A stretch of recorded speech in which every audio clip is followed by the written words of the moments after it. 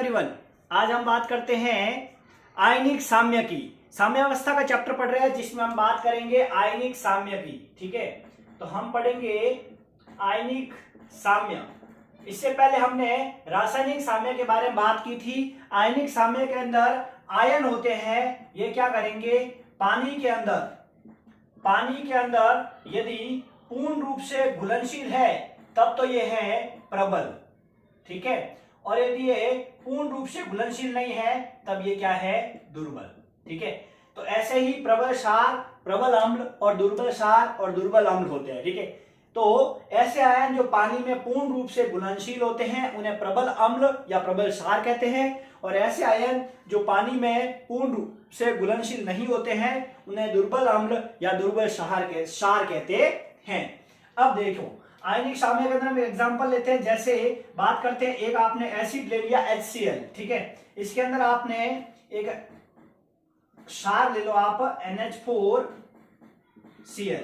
ठीक है, यहां से NH4OH क्षार ले लो, यहां से जो बनेगा ये बनेगा आपके NH4Cl प्लस H2O। तो ध्यान रखना यहां पर क्या है, प्रबल अम्ल है। क्या है, प्रबल अम्ल। और प्रबल अम्ल और दुर्बल क्षार दोनों मिलकर क्या बनाते हैं, ये बनाते हैं अम्लीय लवण। क्या बनाते हैं, अम्लीय लवण। तो ये ध्यान रखना है, जब प्रबल अम्ल दुर्बल क्षार के साथ मिलता है तो यहां पर अम्लीय लवण का निर्माण होता है। और ये अम्लीय लवण है, ये क्या है, ये एक प्रकार का सॉल्ट है जो आयनिक साम्य में काम करता है। यहाँ पर एक पॉजिटिव एक नेगेटिव है, दोनों आयन हैं। ठीक है, और ये जो होते हैं ये क्या होते हैं, एक तो होते हैं अम्लीय लवण, एक होते हैं क्षारीय लवण। किस प्रकार से बनते हैं क्षारीय लवण? क्षारीय लवण के अंदर ध्यान रखना है अपने को, जैसे आपने एग्जांपल ले लिया क्षारीय लवण के अंदर दुर्बल अम्ल लेना आपको। जैसे आपने दुर्बल अम्ल ले लिया CH3COOH प्लस, आपको एक प्रबल क्षार लेना है, जैसे आपने ले लिया NaOH। ठीक है, प्रबल क्षार की अभिक्रिया दुर्बल अम्ल के साथ कराओ, ये क्या है, दुर्बल अम्ल। ये क्या है, प्रबल क्षार। दुर्बल अम्ल की अभिक्रिया प्रबल क्षार के साथ करवाते हैं तो यहां पर अपने बनेगा CH3COONA sodium acetate plus H2O। ये सोडियम एसीटेट क्या है, ये है आपका क्षारीय लवण। ठीक है, तो ध्यान रखना इसके अंदर ये जो है ये तो पानी में घुलनशील होता है 100%। ठीक है, जब ये 100% घुलनशील होता है पानी के अंदर, इसका मतलब है कि ये जो है ये प्रबल अम्ल है, और ये जो है ये क्या है, ये पानी के अंदर सिर्फ 5% घुलनशील होता है, बाकी अघुलनशील रहता है। तो ये क्या है, दुर्बल अम्ल है। इसी प्रकार से क्षार में भी होता है। ठीक है, तो ये है अम्ल और क्षार की सामान्य परिभाषाएं, या सामान्य तरीके से हम इनको ऐसे लिख सकते हैं। ठीक है, यहां तक तो आपने पहले पढ़ रखा है। अब इन अम्ल और क्षारों को समझाने के लिए अलग अलग वैज्ञानिकों ने अलग अलग अपनी थ्योरियां दी है। ठीक है, तो वो किस प्रकार से थ्योरियां दी है उसके बारे में पढ़ते हैं। सबसे पहले आरेनियस नामक वैज्ञानिक आता है, और आरेनियस अपनी अम्ल और क्षार के संबंध में एक थ्योरी रखता है। ठीक है, हम बात करते हैं सबसे पहले आरेनियस का सिद्धांत या आरेनियस की थ्योरी। ठीक है, आरेनियस का सिद्धांत, आरेनियस थ्योरी के बारे में बात करते हैं, आरेनियस कॉन्सेप्ट के बारे में बात करते हैं। ठीक है, देखो आरेनियस ने सबसे पहले 1967 के अंदर अपनी थ्योरी दी थी। 1967 के अंदर अपनी थ्योरी दी थी अम्ल और क्षार के संबंध में। क्या बताया था इन्होंने, एकदम सिंपल सी थ्योरी है इनकी, बहुत अच्छे से इन्होंने इस थ्योरी को कंजर्व किया था। देखो किस प्रकार से इन्होंने थ्योरी दी, इन्होंने बोला कि ऐसे पदार्थ जिनके अंदर H+ आयन होता है, क्या होता है, H+ आयन पाया जाता है, वो है अम्ल। ठीक है, और जिनके अंदर OH- आयन पाया जाता है वो क्या है, क्षार है। ये आरेनियस का एक सीधा सा कंसेप्ट था जो आपको याद रखना है। ठीक है, जैसे एग्जांपल लेते हैं, हम अम्लों के एग्जांपल लेते हैं। तो अम्ल के अंदर देखो, जैसे हम एक एग्जांपल लेते हैं HCl। ठीक है, HCl के अंदर देखो क्या होता है, H+ आयन होता है। एक तो होता है Cl-, दूसरा होता है H+ आयन। ठीक है, HCl के बाद बात करते हैं H+O4 की। तो H+O4 में भी देखो एक तो होता है SO4-, एक होता है H+। ठीक है, 2H+, H+ आयन है। फिर बात करते हैं इसके अलावा HNO3 की। तो HNO3 नाइट्रिक एसिड, हाइड्रोक्लोरिक अम्ल, सल्फ्यूरिक अम्ल और नाइट्रिक अम्ल। ठीक है, अब नाइट्रिक एसिड के अंदर इन्होंने क्या किया, यहाँ पे NO3 माइनस और एक H+ आयन निकाला। ठीक है, हाँ, फिर हमने बात करी CH3COOH, इसकी बात करते हैं तो ये क्या करेगा, ये भी आयन निकालेगा CH3COO माइनस और प्लस H+ आयन। ठीक है, ये तो इस प्रकार से इनके अंदर आयन रिमूव होते हैं। ठीक है, तो ये सारे के सारे क्या है, जैसे कार्बनिक अम्ल की बात करें H2CO3, यहां हो जाएगा आपके CO3 माइनस, यहां हो जाएगा 2H+। ठीक है, मतलब इन सब के अंदर H+ आयन निकल रहे हैं। क्या निकल रहे हैं, यहाँ H+, यहाँ H+, यहाँ H+, यहाँ H+, यहाँ H+। ठीक है, यहाँ सब जगह H+ आयन निकल रहे हैं। ठीक है, तो इसके बारे में बात करी हमने। ये तो है आरएनएस के अम्लों के संबंध में थ्योरी। अब हम बात करते हैं क्षार के संबंध में थ्योरी, किस प्रकार से इन्होंने क्षार के संबंध में थ्योरी दी है उसके बारे में बात करते हैं। ठीक है, अब हम बात करेंगे क्षार। क्षार के अंदर इन्होंने बोला OH- आयन निकलते, क्या निकलते हैं, OH- आयन रिमूव होते हैं, ऐसा वो बोला इन्होंने क्षार। ठीक है, कौन कौन से क्षार है देखो, जैसे NaOH। ठीक है, NaOH के अंदर देखो Na+ OH-। ठीक है, एक निकाला KOH। ठीक है, KOH के अंदर K+ OH-। ठीक है, सोडियम हाइड्रोक्साइड, पोटेशियम हाइड्रोक्साइड।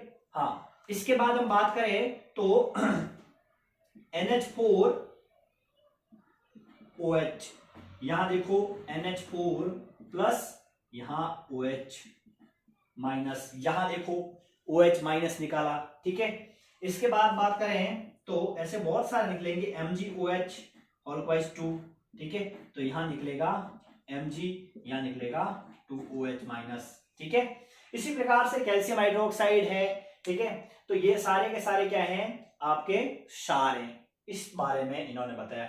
यहां पर भी देखिए सिंपल सी बात है, यहाँ OH आयन निकल रहा है, यहाँ OH आयन निकल रहा है, यहाँ OH आयन निकल रहा है, यहाँ OH आयन निकल रहा है। ठीक है, तो ऐसे पदार्थ जिसमें H+ आयन होता है उन्हें तो हम कहते हैं आरएनएस के अनुसार अम्ल, और ऐसे पदार्थ जिनके अंदर OH- आयन बनता है उनको हम कहेंगे आरएनएस के अनुसार क्षार। ठीक है, ये है आरएनएस का कंसेप्ट। ठीक है, लेकिन कुछ पदार्थ ऐसे होते हैं जो H+ आयन नहीं देते हैं या OH- आयन नहीं देते हैं। ठीक है, तो ऐसों के लिए ये आरएनएस की थ्योरी काम नहीं करी, ये आरएनएस की लिमिटेशन है, सबसे बड़ी कमी है। ठीक है, तो आरएनएस की जो इस कमी के अकॉर्डिंग इस सिद्धांत को बाद में मॉडिफाई कर दिया गया था। ठीक है, और इस सिद्धांत को मॉडिफाई करने वाले सेकंड वैज्ञानिक थे, उनका नाम था, आरएनएस के बाद सेकंड वैज्ञानिक थे जिन्होंने ये कंसेप्ट दिया था एसिड और बेस के ऊपर, वो थे ब्रोस्टेंड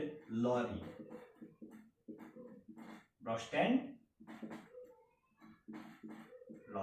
ठीक है, ब्रोस्टेंड लॉरी ने सबसे पहले ये सिद्धांत दिया था। ठीक है, अब अम्ल और क्षार जिनके H+ आयन और OH आयन नहीं पाए जाते हैं उनको ब्रोस्टेंड लॉरी ने समझाया। ठीक है, सिंपल सी बात है। अब जिसमें OH नहीं है उनको कैसे कहेंगे कि अम्ल या क्षार है। ठीक है, तो इन्होंने क्या बताया, इन्होंने बताया कि जो पदार्थ प्रोटॉन दाता होते हैं, प्रोटॉन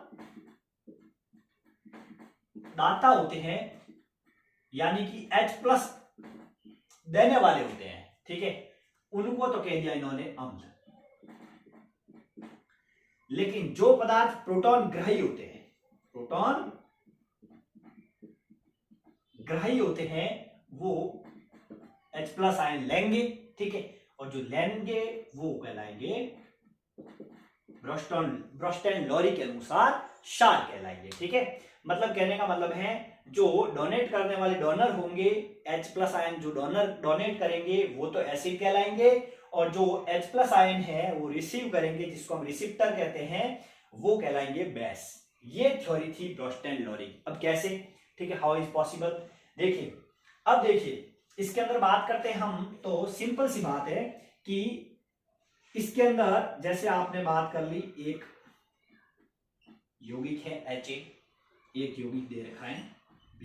ठीक है, इसके अंदर बात करते हैं तो ये A है, ये यहां से उठकर इसके साथ आता है, मतलब यहां से इसके साथ आया, इसका मतलब इसने ग्रहण किया है, इसने त्यागा है, ठीक है। जो त्यागता है और जो डोनर होता है या डोनेट करता है वो कहलाता है अम्ल। क्या कहलाता है? अम्ल। तो यहां से त्याग कर यहां, मतलब यहां HB बन गया, ये है जो A का A रहेगा। इसको थोड़ा उल्टा लिख दिया, यहां पे ऐसे लिख दो A प्लस HB, ठीक है, ये सही है। अब देखो ये जो सिंपल सी बात है, यहां से यहां तक इसने क्या किया? डोनेट कर दिया। डोनेट किया इसका मतलब ये अम्ल है। जिसने ग्रहण किया, ग्रहण किसने किया? बी ने, ठीक है। तो बी क्या है? यहाँ पर क्षार है। ये सिंपल सा एग्जांपल है, मैं ऐसे समझा रहा हूं, ठीक है। अभी हम इसके अच्छे अच्छे एग्जांपल लेंगे। देखो सबसे पहले ध्यान रखना है कि जो H प्लस आयन देंगे वो कहलाएंगे अम्ल, जो H प्लस आयन लेंगे वो कहलाएंगे क्षार, ठीक है। तो यहाँ एसिड और बेस को ब्रोस्टन लॉरी ने इस प्रकार से समझाया, ठीक है।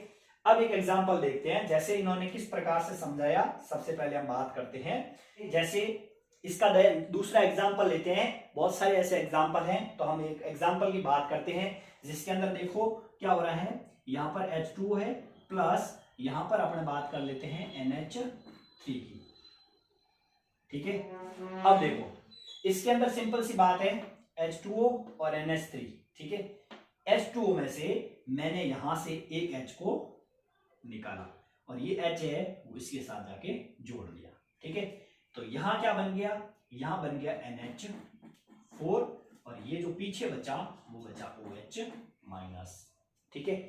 अब देखो इसके अंदर सिंपल सी बात है, आपको एक बात ध्यान रखनी है। यहां देखिए H प्लस आयन निकाला गया है, जो निकालेंगे वो तो कहलाएंगे अम्ल। क्या कहलाएंगे? अम्ल, ठीक है। और जो लेंगे, ग्रहण करेंगे, जो रिसीव करेंगे वो कहलाएंगे क्षार। क्या कहलाएंगे?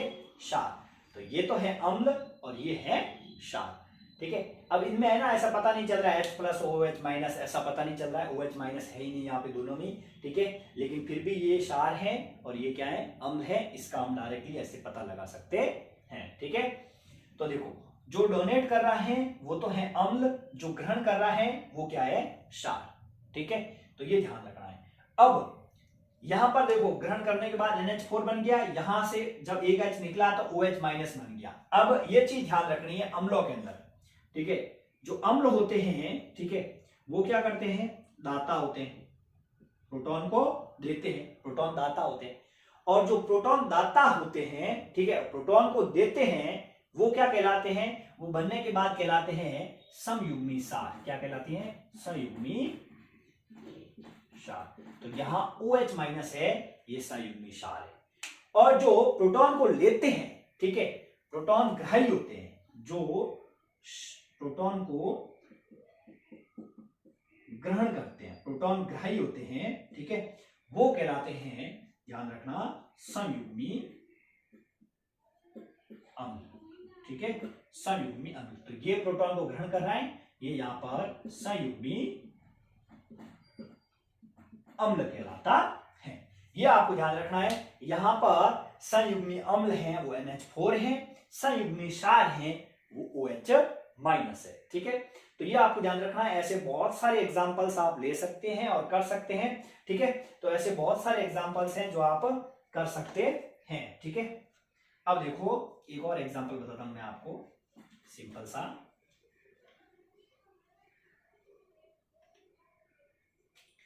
HCl प्लस H2O, ठीक है।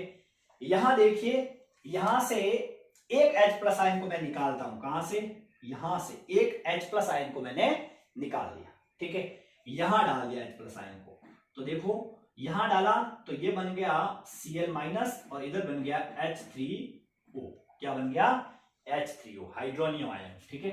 अब जो हाइड्रोनियम आयन बना है, तो यहां देखिए इसने त्यागा है, ठीक है, जिसने त्यागा वो है अम्ल, एसिड। जिसने डोनेट किया वो क्या है? एसिड। जिसने ग्रहण किया, जो रिसिप्टर है, वो क्या कहलाएगा? वो कहलाएगा बेस, क्षार कहलाएगा, ठीक है। और दूसरी बात, जो ग्रहण करने वाला है, ठीक है, वो तो संयुग्मी अम्ल कहलाएगा। जो त्यागने वाला है, ठीक है, जिसने त्यागा है, ठीक है, वो कहलाएगा संयुग्मी अम्ल, ठीक ये संयुग्मी क्षार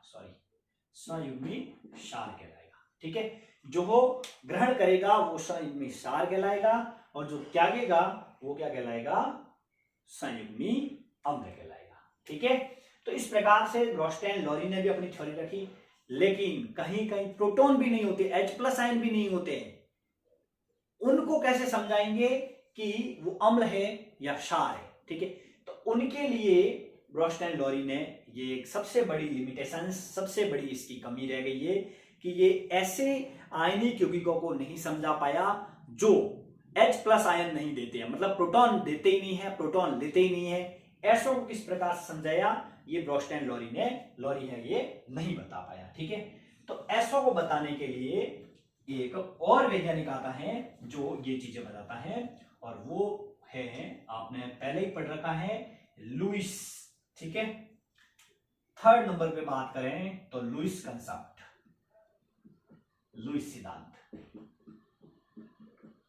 सिंपल सा है लुईस सिद्धांत, आपको सिंपल सी बातें याद रखनी है कि जो आयनिक यौगिक इलेक्ट्रॉन ग्रहण करते हैं, ठीक है, जो आयनिक यौगिक इलेक्ट्रॉन ग्रहण करते हैं वो अम्ल कहलाते हैं। क्या कहलाते हैं, जो आयनिक यौगिक इलेक्ट्रॉनों को ग्रहण करते हैं वे क्या कहलाते हैं, वे अम्ल कहलाते हैं। ठीक है, और जो आयनिक यौगिक इलेक्ट्रॉनों को त्यागते हैं वे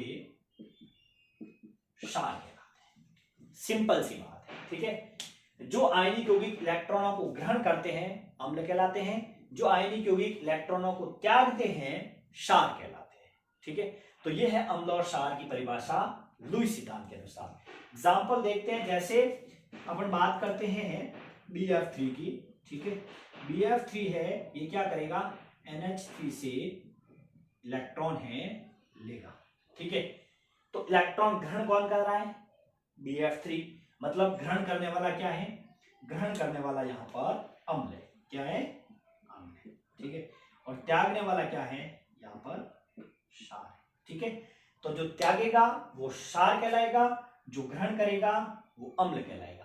ठीक है, तो एक बार फिर से मैं आपको बता देता हूं इन 3 थ्योरी के बारे में, सिंपल सी बात बता देता हूं आपको, एकदम सिंपल एंड शॉर्ट तरीके से याद रखने के लिए। ठीक है, सबसे पहले हमने पढ़ा था आर्हेनियस का सिद्धांत। ठीक है, आर्हेनियस ने क्या बताया, आर्हेनियस ने बताया कि H+ आयन और OH- आयन, जो पदार्थ H+ आयन देते हैं वो अम्ल कहलाते हैं, जो पदार्थ OH- आयन देते हैं वे क्षार कहलाते हैं। ठीक है, ये सिंपल सी बात बताई है आर्हेनियस ने। ब्रोस्टेन लॉरी ने क्या बताया, ब्रोस्टेन लॉरी ने बताया जो पदार्थ H+ आयन देते हैं, ठीक है, H+ आयन दाता है, ठीक है, डोनेट करते हैं, वे अम्ल कहलाते हैं। ठीक है, और जो पदार्थ H+ आयन ग्राही है, ठीक है, रिसिप्टर है, वे क्षार कहलाते हैं, बेस। ठीक है, और 3rd बात बताई लुईस ने, जो पदार्थ इलेक्ट्रॉनों को ग्रहण करते हैं, ठीक है, वे कहलाते हैं अम्ल, जो पदार्थ इलेक्ट्रॉनों को त्यागते हैं, ठीक है, वे कहलाते हैं क्षार। सीधी सी बात है, तीनों थ्योरियां आपको समझ में आ गई होगी मेरे हिसाब से। एग्जाम्पल याद रख लेना, मैंने आपको एग्जाम्पल बताए एक एक करके। मैं आपको एग्जाम्पल के बारे में एक बार वापस से थोड़ा सा बता देता हूं, आप जानना चाहते हो तो। ठीक है, एग्जाम्पल के बारे में आपको बता देता हूं। जैसे इसकी बात करें, HCl क्या करेगा, H+ आयन देगा और Cl-। ठीक है, एक आप NaOH का एग्जाम्पल ले सकते हो, NaOH, Na+ और OH-। यहां देखो H+ आयन दे रहा है, इसका मतलब है कि ये आर्हेनियस सिद्धांत है, या OH- आयन देता है, आर्हेनियस सिद्धांत है, ये अम्ल है, ये क्षार है। ठीक है, हाँ। दूसरा मैंने ब्रोस्टेन लॉरी के बारे में बताया, ब्रोस्टेन लॉरी में H+ आयन क्या है देंगे। ठीक है, जैसे बात कर रहे हैं यहां पर HCl + H2O, ठीक है, एग्जाम्पल ले लिया, यहां से आयन जाएगा इसके पास, तो यहां बनेगा Cl- और यहां बनेगा H3O। ठीक है, मतलब हाइड्रोजन इसके पास एक H+ आयन दिया है, इसने दिया मतलब अम्ल है, ठीक है, इसने लिया मतलब क्षार है, और जिसने लिया है वो संयुग्मी क्षार है, संयुग्मी क्षार है, जिसने दिया है वो संयुग्मी अम्ल है। ठीक है, ये ध्यान रखना है। ये है ब्रोस्टेन लॉरी। लुईस कंसेप्ट, सीधी सी बात है, लुईस कंसेप्ट के अंदर जो इलेक्ट्रॉन दाता है, ठीक है, और जो इलेक्ट्रॉन ग्राही है, इलेक्ट्रॉन ग्रहण करने वाला अम्ल है, इलेक्ट्रॉन देने वाला क्षार है। जैसे BF3 का एग्जांपल लिया हमने, BF3 के अंदर NH3 है, ये क्या कर रहा है, इलेक्ट्रॉनों को दे रहा है।